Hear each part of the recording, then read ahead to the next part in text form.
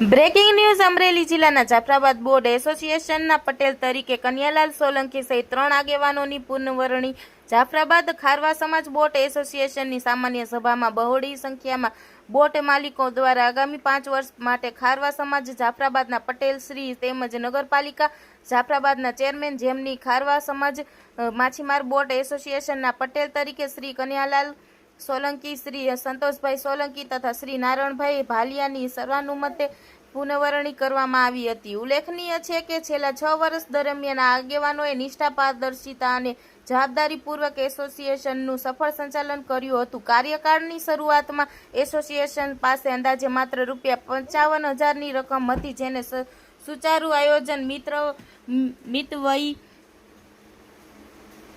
વહીવટ અને સમાજના સહયોગથી વધારી આજે ₹1 કરોડ થી વધુ સુધી પહોંચાડવામાં સફળતા મળી છે। આ સિદ્ધિથી સમાજમાં આનંદ અને ગૌરવની લાગણી વ્યાપી છે। નવી નિયુક્ત પટેલશ્રીઓએ સમાજના વિશ્વાસ બદલ સૌનો આભાર વ્યક્ત કરતા જણાવ્યું હતું કે આગામી 5 વર્ષ દરમિયાન પણ બોટ એસોસિએશનના વિકાસ, બોટ માલિકોના હિત અને સમાજની એકતા માટે સંપૂર્ણ નિષ્ઠા સાથે કાર્ય કરવામાં આવશે। સમાજના આગેવાનો અને સભ્યો શ્રી કન્યાલાલ સોલંકી, શ્રી સંતોષભાઈ સોલંકી તથા શ્રી નારાયણભાઈ ભાલિયાને પુનઃવરણી બદલ હાર્દિક અભિનંદન પાઠવી તેમના સફળ કાર્યકાળ માટે શુભેચ્છાઓ વ્યક્ત કરી હતી। તેમજ ચારે બાજુથી નવનિયુક્ત હોદ્દેદારોને અભિનંદનની વર્ષા થઈ રહી છે। રિપોર્ટર કાળુશા કનોજિયા, જાફરાબાદ, અમરેલી।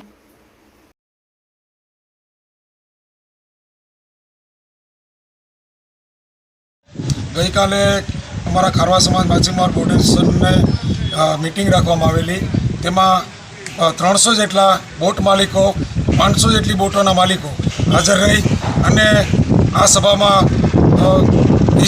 ગયા વર્ષનો હિસાબ સંભળાવવામાં આવ્યો અને ત્યારબાદ હિસાબ સંભળાવ્યા બાદ કે હવે અમારી મુદત પૂરી થાય છે એટલે નવેસરથી ઇલેક્શન કરવામાં આવે તો આવતા 5 વર્ષ માટે ઇલેક્શનમાં જે કોઈ પણ ચૂંટાઈને આવે એને રાખવામાં આવશે પ્રમુખ તરીકે। તો તમામ બોટ માલિકોએ સર્વસંમતિથી કોઈ પણને ફેરફાર કરવો નથી એવું કહી તમે આ 6 વર્ષની અંદર ખૂબ જ સમાજનો વિકાસ કર્યો છે, બંદરનો વિકાસ કર્યો છે, તો તમારે જ રહેવાનું છે એવું કરીને આવતા 5 વર્ષ માટે અમને ફરીથી બોટ એસોસિએશનના પ્રમુખો તરીકે નિમણૂક આપી અને જવાબદારી 5 વર્ષ સુધીની સોંપી છે।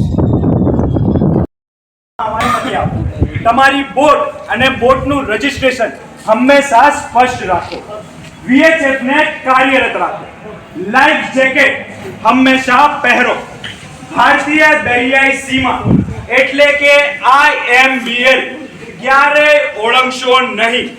અને હા, સૌથી મહત્વની વાત કે જો દરિયામાં કોઈ અજાણી બોટ, અજાણી વ્યક્તિ અથવા શંકાસ્પદ ગતિવિધિ દેખાય તો તરત જ મરીન પોલીસ અથવા સંબંધિત અધિકારીને જાણ કરો।